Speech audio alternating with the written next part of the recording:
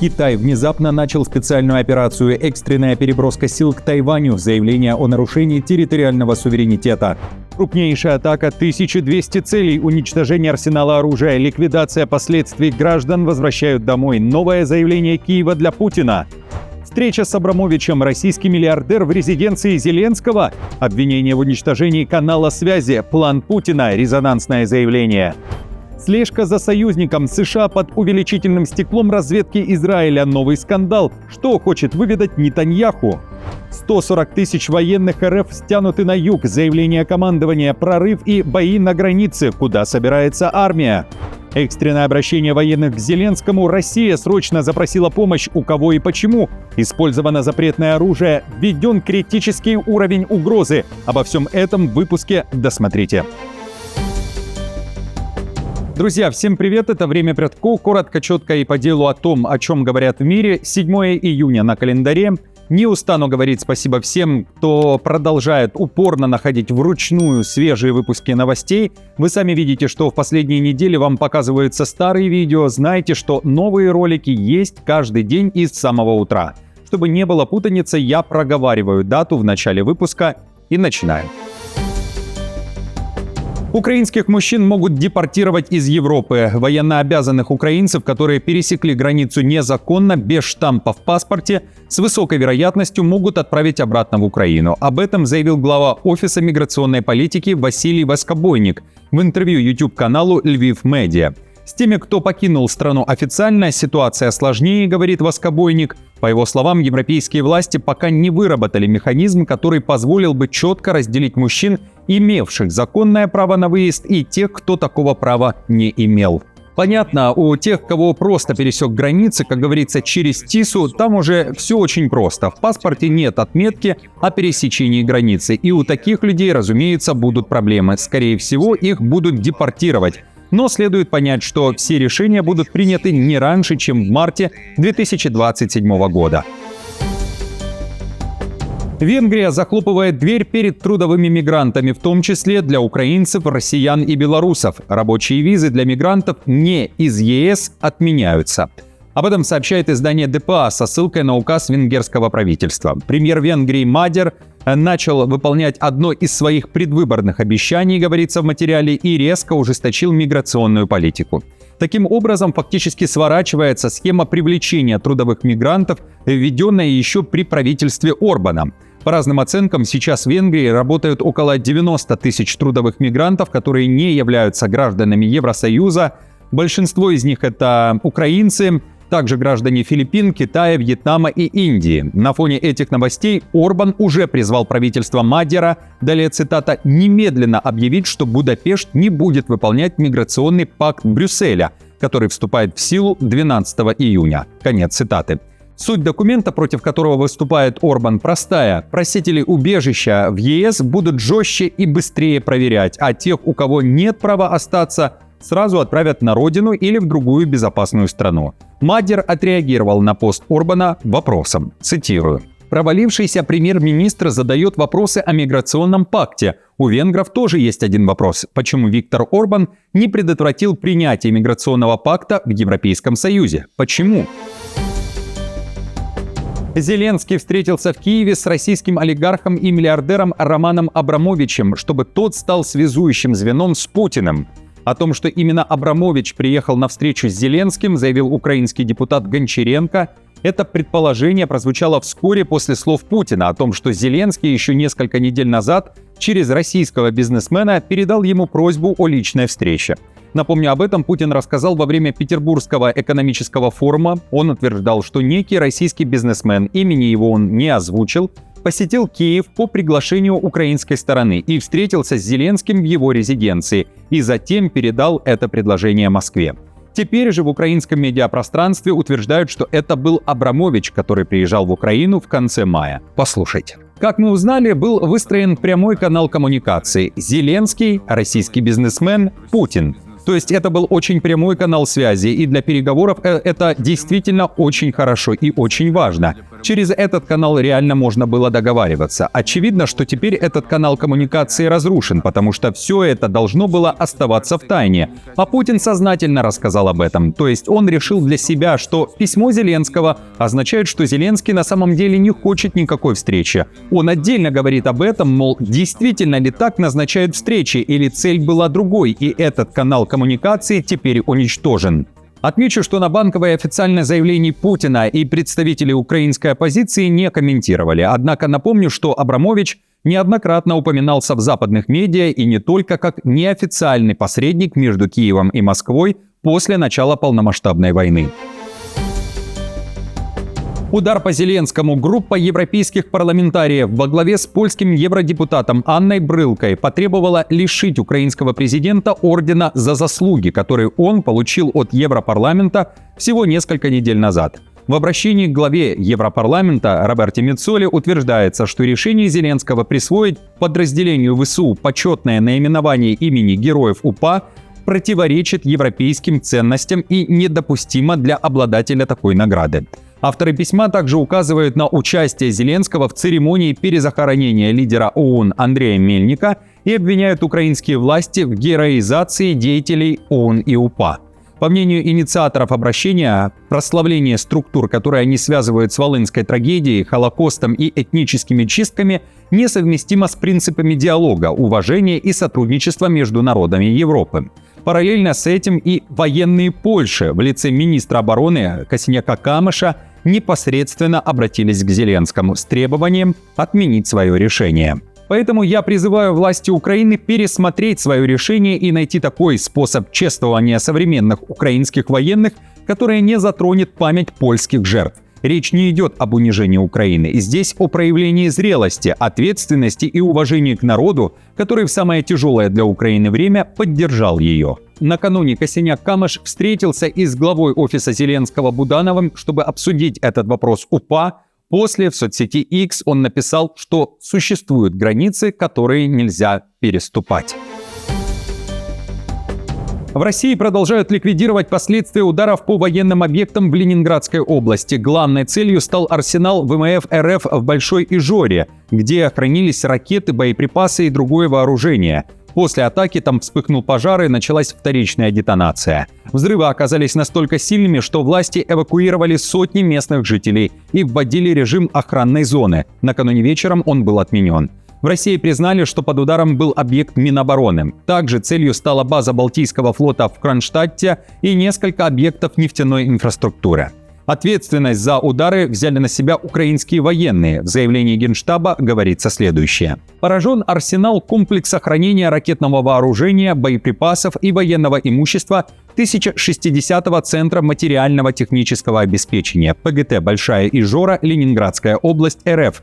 Зафиксированы взрывы на территории объекта, вторичная детонация и пожар. Это одна из крупнейших атак за последнее время. Россия при этом заявляет, что чуть больше, чем за сутки уничтожила более 1200 дронов самолетного типа. Сколько уничтожить не удалось, не уточняется.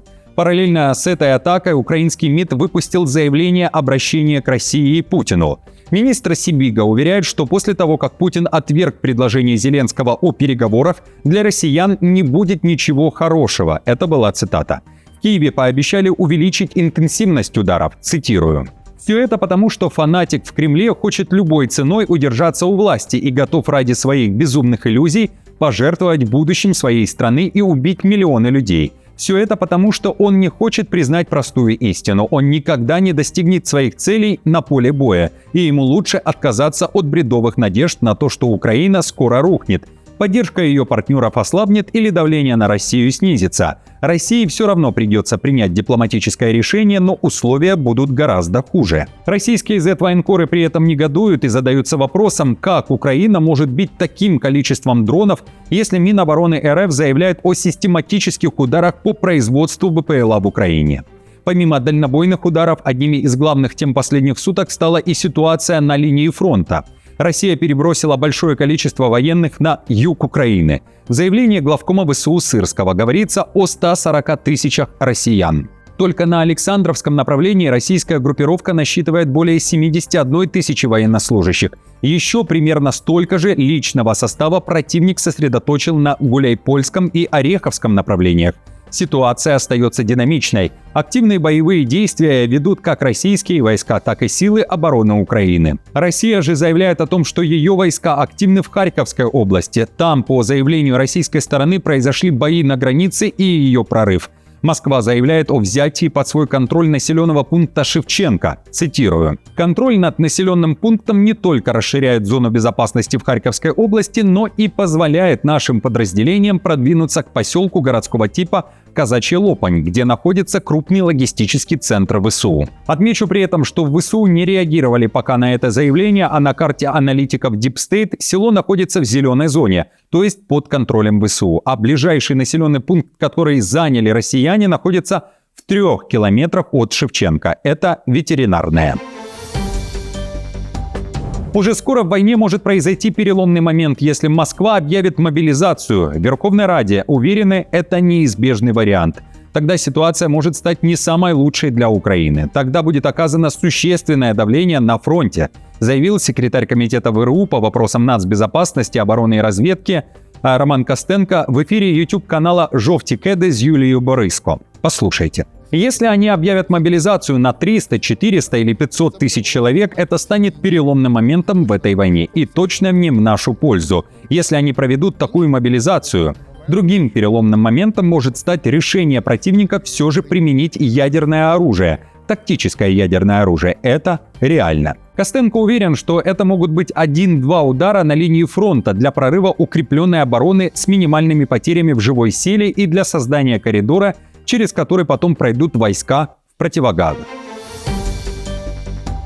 Экстренное обращение России к ООН. Москва запросила помощь. В МИД РФ уверяют, что провели встречу с директором информационного центра ООН. Главная цель – обращение к Организации Объединенных Наций из-за удара по Старобельску. Москва уверяет, что готова принять делегацию ООН и уже передала ей всю информацию об атаке. Теперь требует помощи в расследовании событий. К Кузнецову обращена просьба передать полученные материалы в штаб-квартиру ООН в Нью-Йорке генеральному секретарю, его специальному представителю по детям и вооруженному конфликту Фрезье и профильным структурам Всемирной организации. В Москве рассчитывают, что данная информация будет учтена секретариатом ООН в рамках процесса верификации обстоятельств инцидента. Напомню, Украина заявляет, что била по объектам, которые использовались российскими военными, но еще одно заявление из российского МИДа накануне сделал Лавров, сигнал Зеленскому. Глава российской дипломатии после последних выступлений Путина и озвученных Москвой требований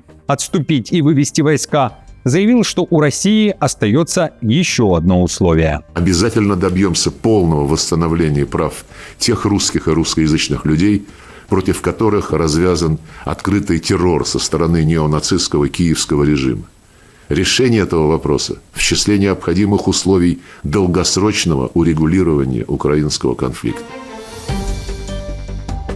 Китай начал специальную операцию «Экстренная переброска сил к Тайваню». Пекин объявил, что Япония и Филиппины грубо нарушили территориальный суверенитет Китая и его морские права, начав переговоры о разграничении морских зон к востоку от Тайваня без участия КНР. В ответ Китай в субботу вечером развернул масштабную морскую операцию и берет под свой контроль спорный район. По официальным данным, сейчас в операции задействованы структуры морской безопасности, спасательные службы, навигационные центры и корабли береговой охраны.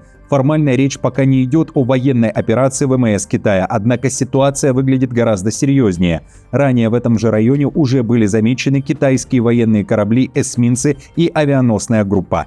Пекин фактически дал понять, что не признает любые решения по акватории возле Тайваня без своего участия, пишет издание Global Times и China Daily. Власти Китая заявили, что любые переговоры о морских границах в этом районе являются незаконными и не имеют юридической силы. Тайвань уже начал отслеживать действия китайских кораблей, а напряженность в регионе стремительно растет, пишет издание.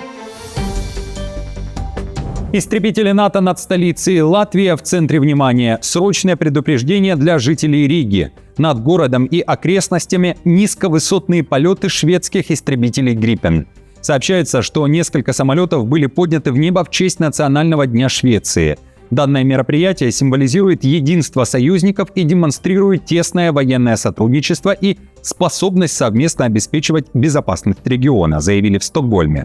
Также шведские, латвийские, еще литовские, эстонские и канадские военные задействованы в международных учениях, которые сейчас проходят на Балтийском побережье Латвии, недалеко от российского Калининграда. Военные учения закончатся 10 июня.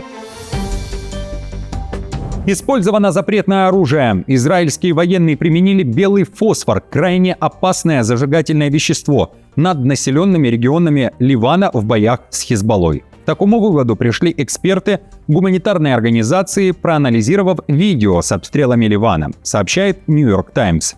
В частности, 30 мая характерные дымовые следы зафиксированы в Набатии, городе с 40-тысячным населением, во время захвата замка Бафор.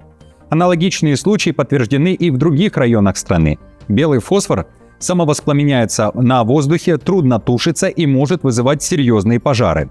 Его применение против гражданских или в густонаселенных районах запрещено международным правом, отмечает издание. Цахал при этом заявляет, что использует снаряды с белым фосфором только для дымовых завес, а не для поражения целей, и следует процедурам, которые даже строже международных норм. При этом израильские военные отказались комментировать конкретные эпизоды, указанные в материале New York Times. Введен критический уровень угрозы. Пентагон подозревает Израиль в шпионаже и объявляет экстренные меры. Об этом NBC News сообщили 2 действующих и 1 бывший американский чиновник. По их данным, разведуправление Минобороны США подготовило новую оценку угрозы на фоне растущих разногласий между Вашингтоном и Иерусалимом касательно войны с Ираном. Американские спецслужбы подозревают, что Израиль активизировал слежку за высокопоставленными чиновниками администрации Трампа, чтобы выведать внутренние обсуждения и решения по Ближнему Востоку. В комментарии изданию представитель посольства Израиля в Вашингтоне заявил, что утверждения о шпионаже полностью ложны. В Белом доме слежку также отрицают. В свою очередь, Пентагон отказался комментировать эту тему. Напомню, скандал разгорелся на фоне жесткого конфликта между Трампом и Нетаньяху по поводу войны с Ираном и операции Цахал в Ливане. Трамп даже перешел на мат в разговоре с Нетаньяху. Оценка разведуправления Пентагона включает 7-страничный документ и содержит специальную таблицу, сообщил один из чиновников. В документе говорится, что способность Израиля вести агентурную разведку и технический сбор информации оценивается как находящаяся на критическом уровне. Друзья, на этом все. Спасибо вам большое за поддержку. Как всегда, напомню, мне будет приятно, если оставите свой лайк, комментарий, сделаете репост и подпишитесь, а также нажмете колокольчик. До встречи уже завтра.